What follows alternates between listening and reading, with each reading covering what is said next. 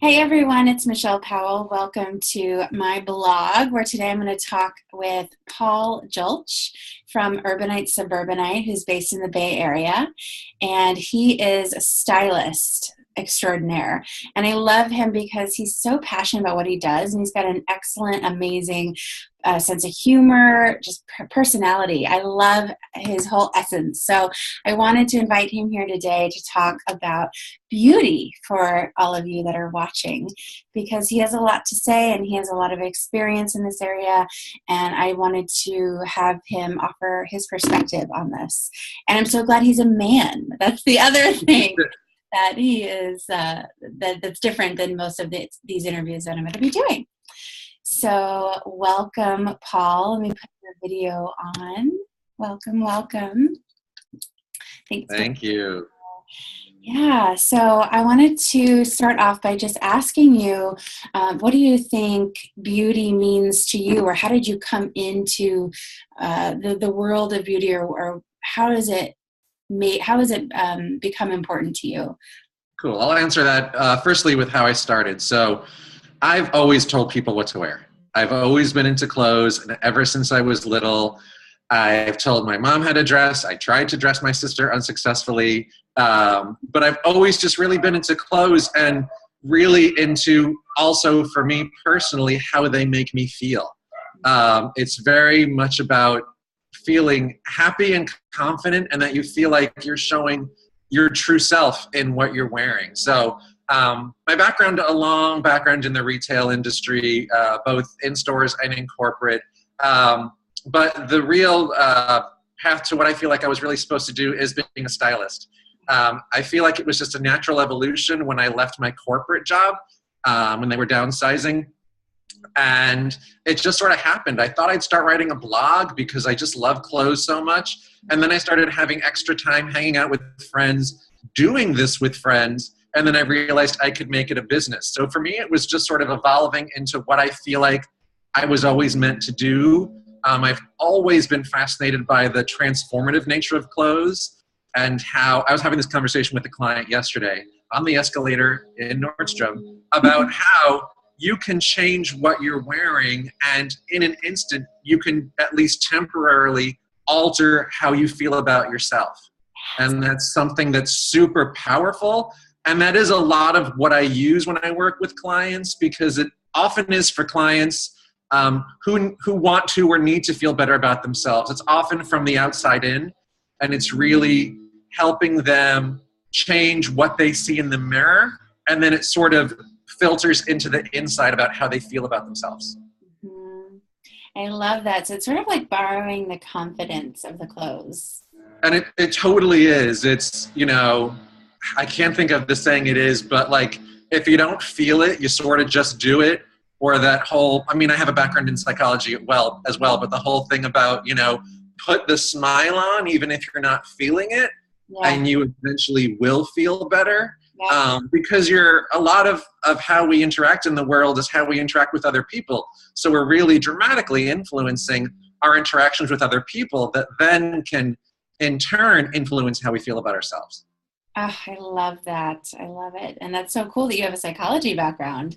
Yeah, I never thought I'd actually, I have no background. Besides my 20 years in retail, I have no educational background in what I do. My undergraduate degree is in management, my graduate's in, I have a master's in clinical psychology. So it's sort of just all rolled into this. And I don't consciously use the psychology every day, but a lot of what I do with clients is a lot of that breaking down obstacles work, and just reflecting what they're feeling back to them in an objective way. And a lot of times I say, when they ask like, well, why should I change how I dress? Or why do I need to try this? And I'm like, a better question than why is why not? Yeah. Why are we creating an obstacle rather than just throwing it on for a second? It's you, me, in a fitting room mirror, and see how you feel in it. Yes. I love that, because I work with clients sort of in that psychological realm as a life coach as well. So it's all about the right question. I love how you stated that, and just have that little tweak in the perspective, because that the subconscious will answer the question that we ask, right? So if we ask, why is this happening? then it's going to be a negative thing, well, because you're not good enough or whatever. Yeah. But that question was perfect. That's awesome. Thanks. You know, I love too the whole clothes idea. I always talk about what's closest to you, has the most impact on you. So I think that clothes are a big impact in how we feel, like you said, and it's a great tool to increase our experience of beauty, I believe. So, what about clothes and your experience? You know, finding your way as a stylist and working with new clients.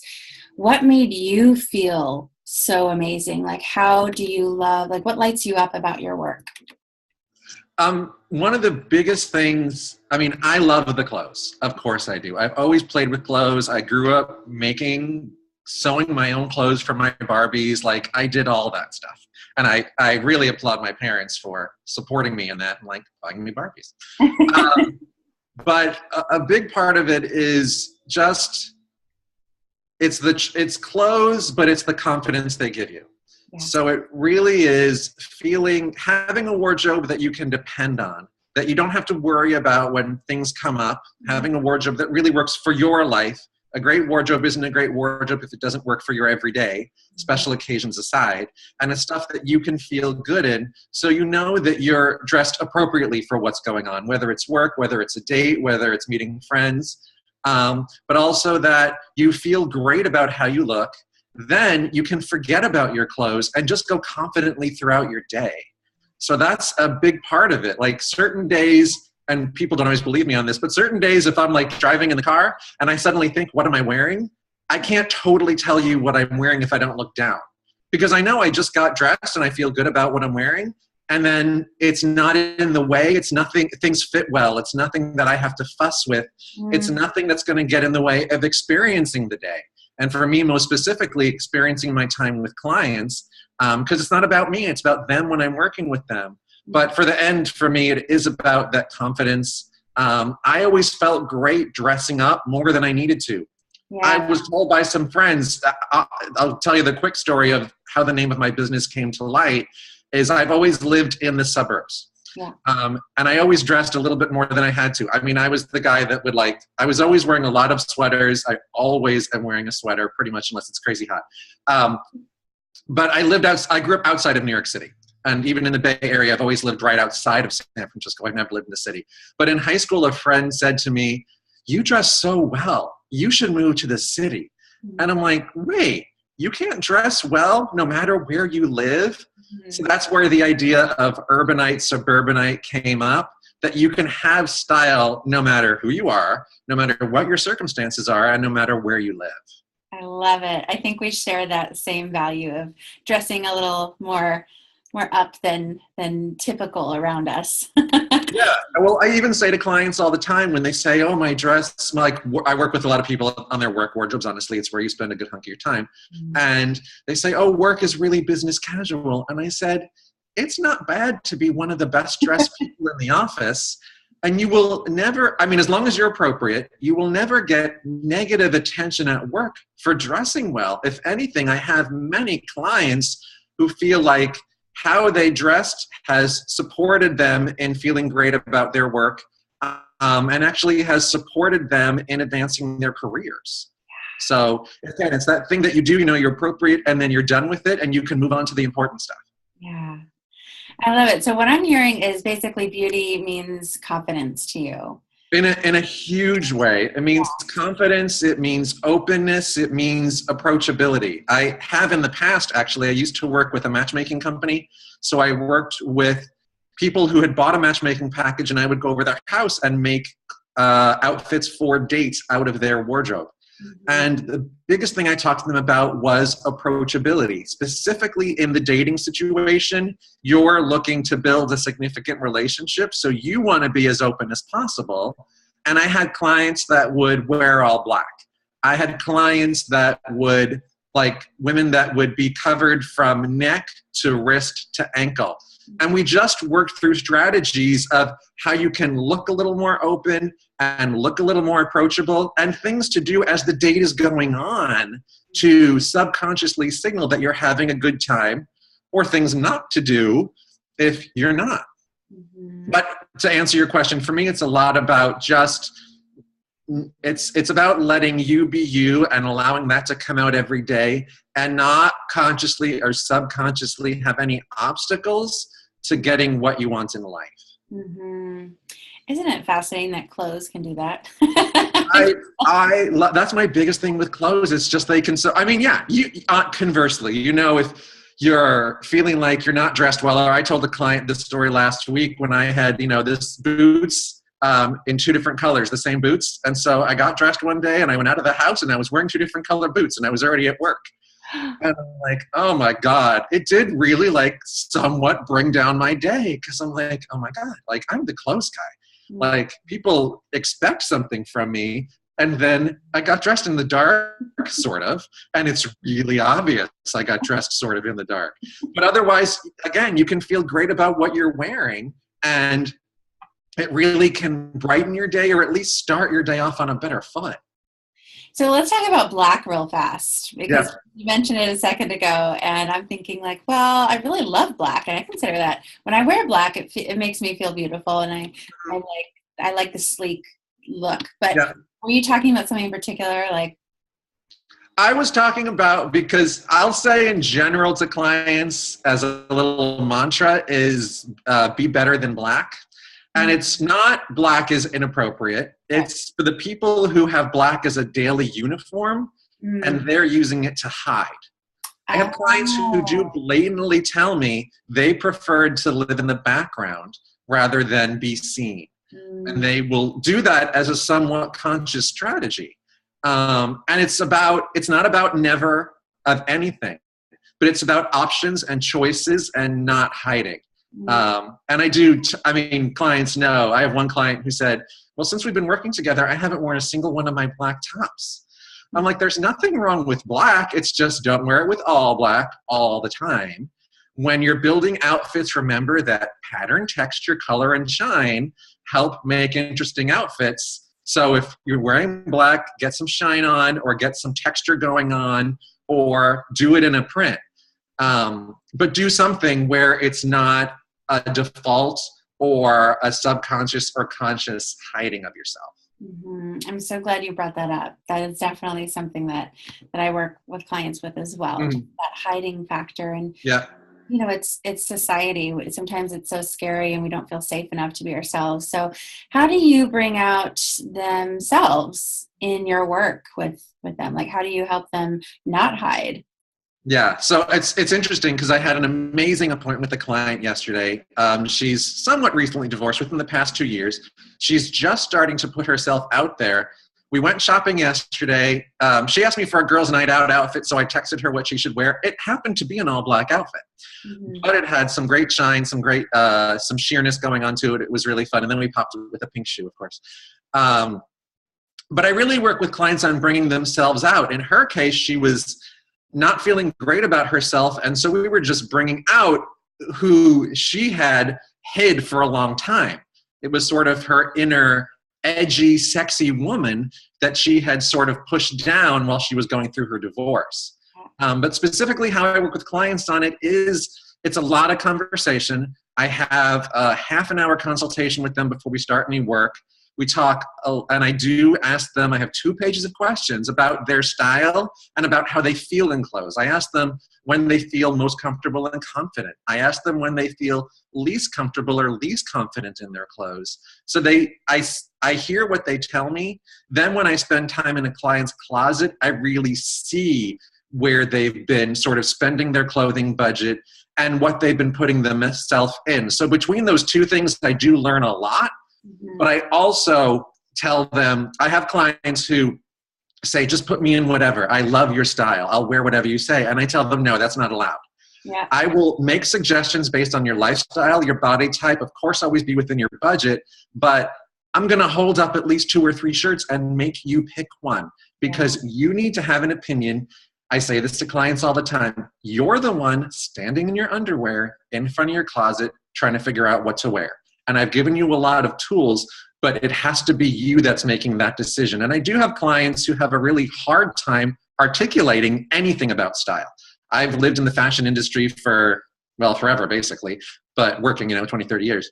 And they don't even understand simple style terms I'll use. So for those clients that can't articulate and really are telling me that their current style reflected in their closet isn't what they want to be, so I'll just have them go on Pinterest and pin the heck out of anything. I guide them to some of my boards just because I have generic boards, and then share that with me. So then I can see consistencies within what they pinned, even if they didn't. I had one client who said she didn't know what she wanted her style to be. Every other pin had either stripes or lace or crochet. I'm like, okay, you're giving me an incredibly clear message of what you like. She said, oh yeah, that is what I like. I'm like, okay, so good. We have a starting point. And then for a lot of people, it evolves. For a lot of people, they think they know what they want, and it might reflect a friend of theirs or a celebrity or what their significant other likes them in. But then it is getting stuff, seeing what they're wearing. One of my biggest questions after we do a shopping trip and then they sort of sit with those purchases for a month is, what are you wearing? What's working? What's not working? And let's explore why. So is it around they don't really love it, they don't feel good in it? Is it around we got some things that are their favorites and they're just wearing those to death? Is it around they don't know how to wear it? But it is a lot around how they feel in the clothes. I have clients that tell me, oh, I got this compliment, somebody loved my shoes, blah, blah, blah. My question to them is always, how did you feel? How did that make you feel, and how do you feel in your new clothes? Because it really, that's, even though the point of my work, the superficial point of my work is building them a wardrobe, it really is giving them the tools to feel better about themselves on a daily basis and be happier with what they see in the mirror. Yes, you're basically empowering them. Totally. And empowering and a lot of validation. A lot of my clients had it in them already. Yeah. And all I'm doing is really giving them permission to do what they knew they wanted to do. Yeah, and I like how you're making them make the decisions, right? It's really, it's not forcing them, but it's empowering them and encouraging them to believe in themselves, that they know the answer and that they know what they like and want, and connect with that space. Totally. I love that. It is around creating their own sort of style voice and being able to say, this is who I am and this is what I like. And that's why the process is definitely a process, but then as they move forward with me or just in life, suddenly we've demystified the process of shopping. We've demystified of what works for you, your lifestyle and your body. You can find clothes that are attainable to your budget, and it becomes more about, oh, I'll just default to wearing what I have, or I have this thing going on, I have an interview, I'll just buy a suit, even though I don't really like it. And it evolves into, I get to buy something new, let me go find something that I love and I'm excited about it. Mm-hmm. Mm-hmm. And it's such a great connection tool that you're giving them. You're offering them the connection between their clothes and themselves. Totally. Adding more meaning to their life. And that's just phenomenal. I love that. So this piece of beauty, clothing, and style is a way to empower ourselves. And it's a tool for success, basically, and the happiness.